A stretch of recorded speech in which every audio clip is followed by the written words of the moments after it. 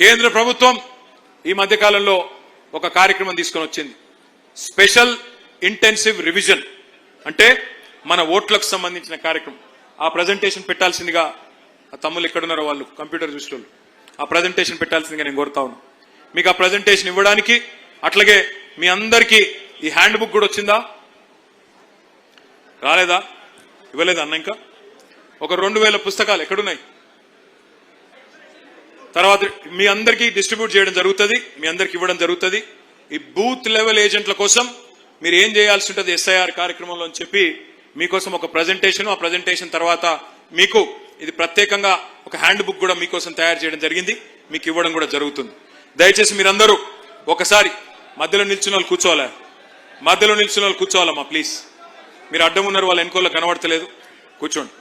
ఒక్కసారి దయచేసి అందరూ కూడా స్క్రీన్ మీద కాన్సన్ట్రేట్ చేయాలని చెప్పి హృదయపూర్వకంగా మీ అందరినీ కోరుతా ఉన్నాం. ఈ ఎస్ఐఆర్ అంటే ఏంటి? Next slide.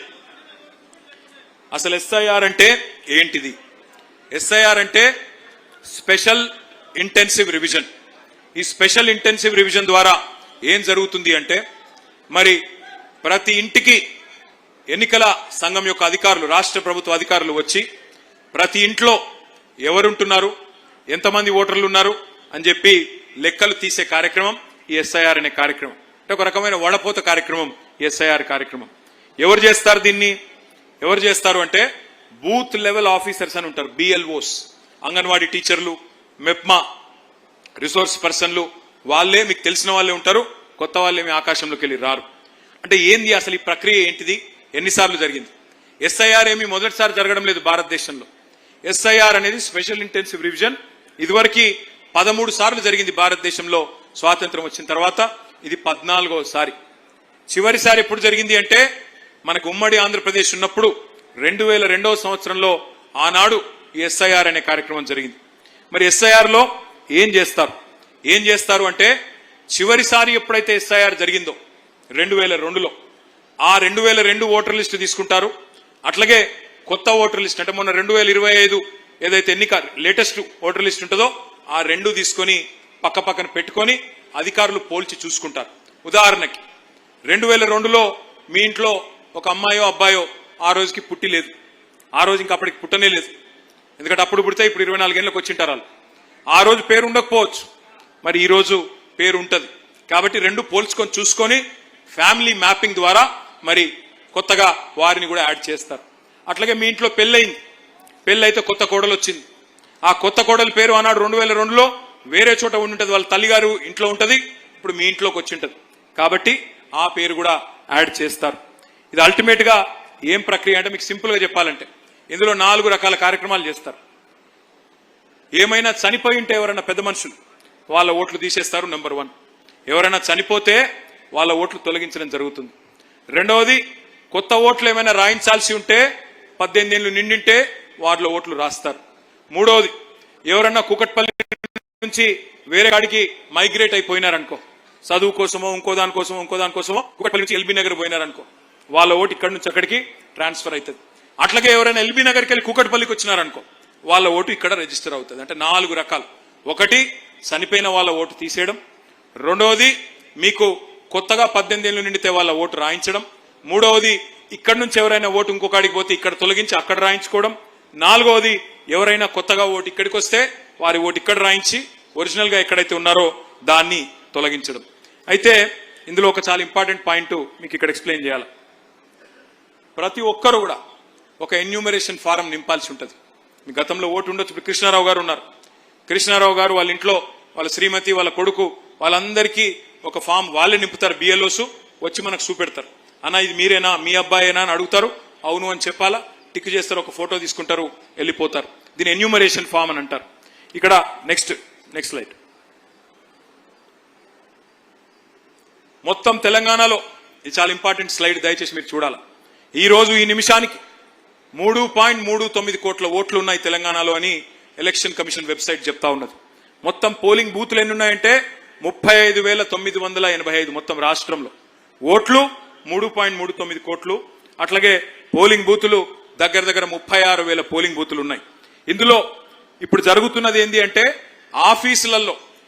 ఆఫీసులలో ఎవరైతే బిఎల్ఓస్ ఉన్నారో వాళ్ళ ట్రైనింగ్ కార్యక్రమం నడుస్తున్నది. వాళ్ళు ఫ్యామిలీ మ్యాపింగ్ చేస్తా ఉన్నారు.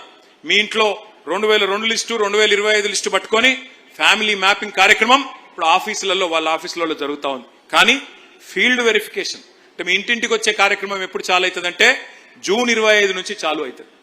జూన్ 25 నుంచి జూలై 24 దాకా ఇంటింటికి వచ్చే కార్యక్రమం అధికారులు ఆ కార్యక్రమం జరుగుతుంది.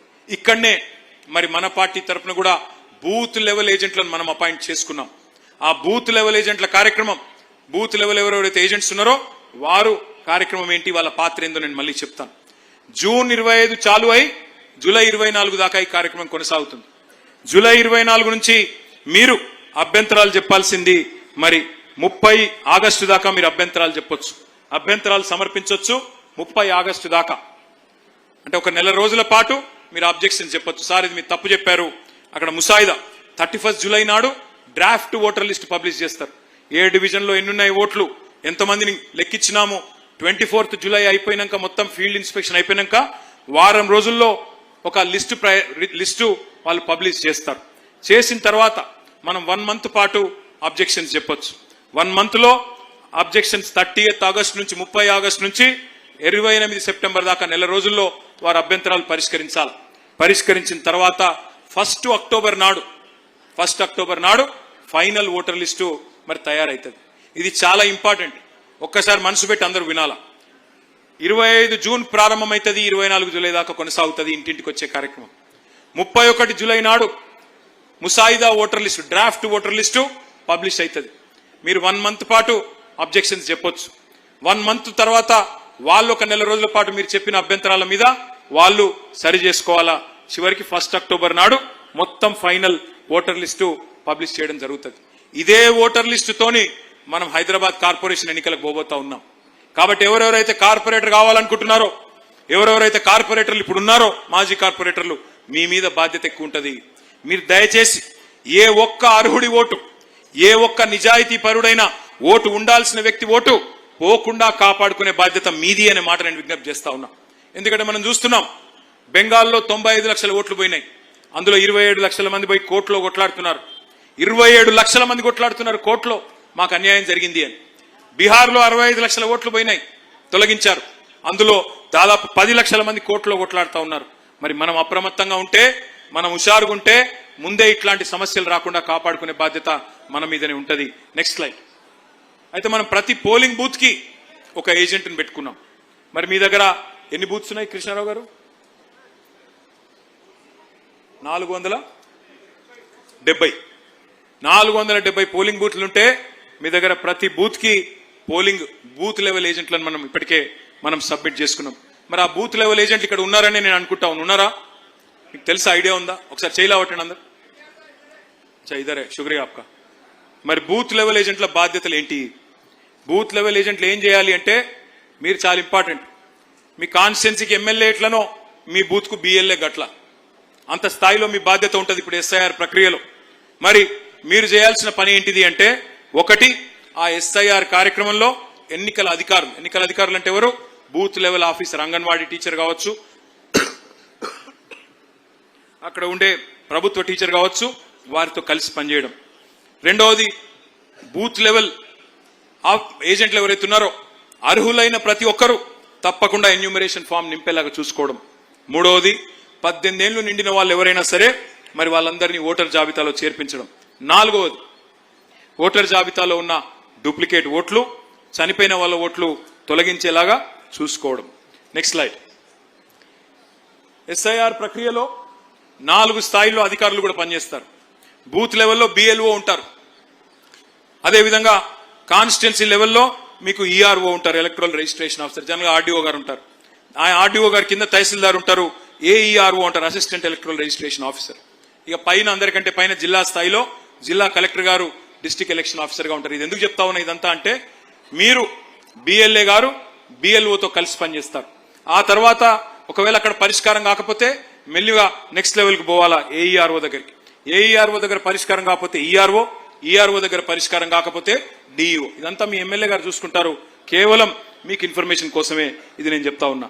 Next slide. మీకు బిఎల్ఏలకు నేను చేసే విజ్ఞప్తి ఒకటే. బెంగాల్లోనో బీహార్లోనో కొన్ని ఓట్ల తేడాతోనే ఫలితం తారుమారైంది. మళ్ళీ మనకు నష్టం జరగకూడదు, మన తెలంగాణలో అది పునరావృతం కాకూడదంటే మీ లక్ష్యం ఒకటే కావాలా, ఒక్క అర్హుడి ఓటు కూడా పోవడానికి వీల్లేదు. ఈ గులాబీ కండువా కప్పుకున్న వాళ్ళు మీకు రక్షణ కవచంలాగా ఉంటారు అనే సందేశం కింద ఉండే కార్యకర్తలకు ఇవ్వాలి. కొంత అనుమాన పడుతున్నారు మన మైనారిటీ సోదరులు, ఈ బీజేపీ వాళ్ళు మా ఓట్లు ఏమైనా తీసేస్తారేమో అని చెప్పి. ధైర్యంగా ఉండాలా, వాళ్లకు మనం ధైర్యం చెప్పాలా, మనం ఏం పని చేయాలనేది కూడా ఒక్కసారి నేను మీకు చెప్పే ప్రయత్నం చేసిన. బిఎల్ఓకి 5 బాధ్యతలు. ఆ 5 బాధ్యతలు ఏంటి? మీరు బిఎల్ఓతో పాటు మీరు కూడా ఫీల్డ్కి పోవాలా. ఆ బిఎల్ఓ గారు ఏం ఎంటర్ చేస్తున్నారో ఆ యాప్ను కూడా గమనించండి. తప్పకుండా అక్కడ ఏమైనా తప్పు జరిగితే వెంటనే మీరు ఛాలెంజ్ చేయండి, తేడాలు ఏమైనా ఉంటే వెంటనే ఛాలెంజ్ చేయండి. ప్రతి తొలగింపును మీరు ట్రాక్ చేయండి. ఒక్క ఓటు తీస్తున్నారంటే అది నిజమా కాదా ఇది మీకు అంతా కూడా హ్యాండ్ బుక్ లో మీకు రాసి ఉంది, కానీ మీకు చెప్పడానికే ఇది నేను ఎక్స్ప్లెయిన్ చేసే ప్రయత్నం చేస్తా ఉన్నా. నెక్స్ట్ ఇగో ఇది ఒక్కసారి చూడండి మీరు, ఎన్యూమరేషన్ ఫారం. ఇది మీరు అన్ని కూడా మీ బుక్ లో ఉంటది, కానీ ఏమేం నింపాలి అందులో మీ ఆధార్ నెంబరు, మీ తండ్రి పేరు, తల్లి పేరు, భార్య పేరు, భర్త పేరు, మీ పుట్టిన తేదీ, మీ ఫోన్ నంబరు, మీ తండ్రి ఓటర్ ఐడి, మీ తల్లి ఓటర్ ఐడి, మీ భార్య లేదా భర్త ఓటర్ ఐడి, ఒక కొత్త ఫోటో, ఇవన్నీ కూడా మీ దగ్గర ఆల్రెడీ ఉంటాయి. వాటిని అందులో ఎంటర్ చేసినట్టయితే ఈ కార్యక్రమం దిగ్విజయంగా పూర్తవుతుంది. నెక్స్ట్, ఎలక్షన్ కమిషన్ ఒక 13 రకాల పత్రాలు అడుగుతున్నది. ఏది ఇచ్చినా సరే మీరు మీ దగ్గర పాస్పోర్ట్ ఉంటే పాస్పోర్టు, బర్త్ సర్టిఫికేట్ ఉంటే బర్త్ సర్టిఫికేట్, రేషన్ కార్డు ఉంటే రేషన్ కార్డు, లేదా మీరు కట్టిన ఎలక్ట్రిసిటీ బిల్లు, ఇవన్నీ కూడా 13 రకాలు. ఏది ఇచ్చినా సరే వాళ్ళు తీసుకోవాలి, తీసుకొని యాక్సెప్ట్ చేయాలి, మిమ్మల్ని ఓటర్గా నమోదు చేయాలి, లేకపోతే వెంటనే మనం ఛాలెంజ్ చేసే అవకాశం ఉంటుంది. Next slide. ఇవన్నీ కూడా మీ బుక్ లో ఉంటాయి, మీకు ఇచ్చే బుక్ లో మీరు ఎవరు కూడా ఆందోళన పడాల్సిన అవసరం లేదు. ఇది చాలా ఇంపార్టెంట్, ఈ స్లైడ్ చాలా చాలా ఇంపార్టెంట్. నేను మొన్న జూబ్లీ హిల్స్ ఎలక్షన్ లో ఒకటి గమనించిన, మీరందరూ కూడా అక్కడికి వచ్చి ఎర్రగడ్డ డివిజన్ లో బ్రహ్మాండంగా పనిచేసినారు. ఆ ఎర్రగడ్డ డివిజన్ లో మీరందరూ చూసింటారు, ఓట్లు చూస్తేనేమో 60-70 వేల ఓట్లు ఉంటాయి ఆ ఎర్రగడ్డ డివిజన్ లో, కానీ నిజంగా ఎన్ని ఉన్నాయని చూస్తే 40 వేలకు మించి లేవు. మరి ఎక్కడ పోయినారు మిగతా వాళ్ళందరూ అని చూస్తే ఇక్కడికి వెళ్ళి షిఫ్ట్ అయిపోయి ఉంటారు. కొంతమంది చనిపోయిన వాళ్ళు ఉన్నారు, కొన్ని దొంగ ఓట్లు కూడా ఉన్నాయి, డూప్లికేట్ ఓట్లు ఉన్నాయి. డూప్లికేట్ ఓట్లు అంటే ఏంటి? మన కాంగ్రెస్ గెలిచిందే డూప్లికేట్ ఓట్లతో జూబ్లీ హిల్స్ లో. మనమేమో అప్రమత్తంగా లేము, వాళ్ళు అప్రమత్తంగా ఉన్నారు, ముందే రాయించుకున్నారు, అధికారంలో ఉన్నారు కాబట్టి వాళ్ళు చేయాల్సిన జాగ్రత్తలు తీసుకున్నారు, దాంతోనే గెలిచిపోయినారు. 4 రకాల డూప్లికేట్ ఓట్లు ఉండే అవకాశం ఉంది. ఒకసారి జాగ్రత్తగా మనసు పెట్టినండి. నెంబర్ 1, మీ కాన్స్టిట్యున్సీలోనే రెండో ఓటు ఉండే అవకాశం ఉంది. ఒక ఓటు కేపీహెచ్బిలో ఉండొచ్చు, ఇంకో ఓటు బేగంపేటలో ఉండొచ్చు. ఒకటే ఓటర్కి మీకు చూపెడతా, ఎగ్జాంపుల్ కూడా చూపెడతా. ఒకటే ఓటు కాన్స్టిట్యున్సీ పరిధిలో 2 చోట్ల 3 చోట్ల ఉండొచ్చు. లేదా రెండవది మీ పార్లమెంట్ కాన్స్టిట్యున్సీ లోపల ఉండొచ్చు. ఒక ఓటు కుకట్పల్లి ఉండొచ్చు, ఇంకో ఓటు కుత్బుల్లాపూర్లో ఉండొచ్చు. మూడవది ఒక ఓటు కుకట్పల్లిలో ఉండొచ్చు, ఇంకో ఓటు మా సిరిసిల్లలో గ్రామీణ ప్రాంతంలో ఉండొచ్చు. ఇక నాలుగోది ఒక ఓటు ఇక్కడ ఉండొచ్చు, రెండో ఓటు ఆంధ్రప్రదేశ్లో ఉండొచ్చు. ఇట్లా 4 రకాల డూప్లికేట్ ఓట్లుండే అవకాశం ఉన్నది. ఇది చాలా చాలా ఇంపార్టెంట్. ఎందుకంటే ఇప్పుడు ఈ ఎస్ఐఆర్ యొక్క ఉద్దేశం ఏంది? డూప్లికేట్ ఓట్లు లేకుండా ఒక మనిషికి ఒకటే ఓటు ఉండే విధంగా చూసుకోవడమే ఈ కార్యక్రమం యొక్క ఉద్దేశం. కానీ అందులో భాగంగా మరి ఎవరికి అన్యాయం కూడా జరగకుండా చూసుకోవాల్సిన బాధ్యత మన మీదనే ఉంది. ఈ లిస్టు మొత్తం నేను మీ కృష్ణారావు గారికి ఇస్తా. డూప్లికేట్ ఓట్ల లిస్టు కృష్ణారావు గారికి ముందే నేను ఇస్తాను. మన దగ్గర ఆల్రెడీ ఒక సాఫ్ట్వేర్ ఉంది. గతంలో ఓటర్ లిస్ట్ లో ఎన్ని డూప్లికేట్ ఓట్లు ఉన్నాయి దానికి సంబంధించిన లిస్టు కూడా మన దగ్గర ఉంది. ఒక ఎగ్జాంపుల్ మీకు చూపెడతాయి. Next slide. ఇది ఒక్కసారి జాగ్రత్తగా చూడండి మీరు.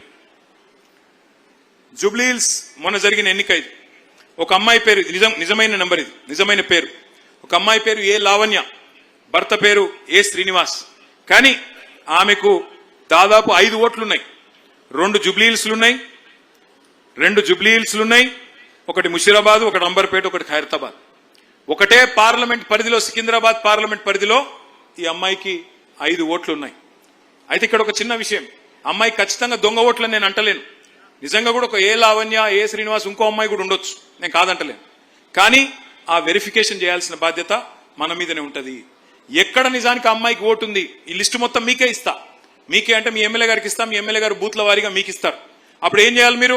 ఆ ఇంటికి పోయినప్పుడు ఆ లావణ్య గారు అక్కడే ఉంటుందా, లేకపోతే బేగంపేటలు ఉంటుందా, లేకపోతే కుత్బుల్లాపూర్లు ఉంటుందా, లేకపోతే సిరిసిల్లలు ఉంటుందా, లేకపోతే విజయవాడలు ఉంటుందా, ఎక్కడ ఉందో చూసుకొని వారిని అడగండి మీరు.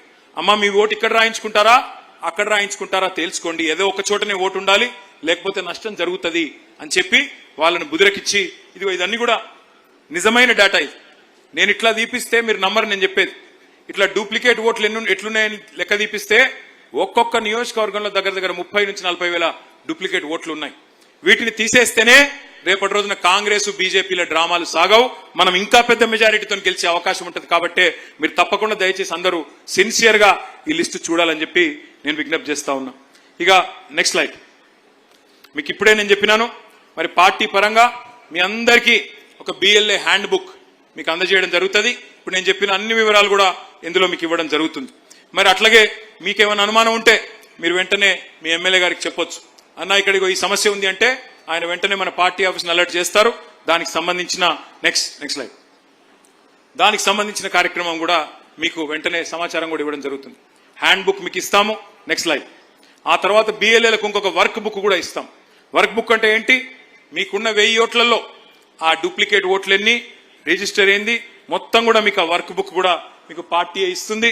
అందులో మీరు టిక్కులు పెట్టుకుంటూ పోతా ఉండాలి, ఎవరిని కలిసాము, ఎవరిని లేదు, ఎవరి ఓటు మిగిలింది, ఎవరు తీసేసినాము. బాధ్యత ఎక్కువ డివిజన్ నాయకుల మీదే ఉంటుంది. డివిజన్ నాయకులు, కార్పొరేటర్లు మీకేమైనా అనుమానాలు ఉంటే మళ్ళీ మీకోసం ప్రత్యేకంగా శిక్షణ కార్యక్రమం పెట్టమంటే కూడా పెడతాం. చివరి స్లైడ్. ఒక్కటే గుర్తుపెట్టుకోండి, నిజాయితీగా కొట్లాడే పార్టీలకి గుర్తుపెట్టుకోండి, ఇదే మన స్లోగన్ కావాలి.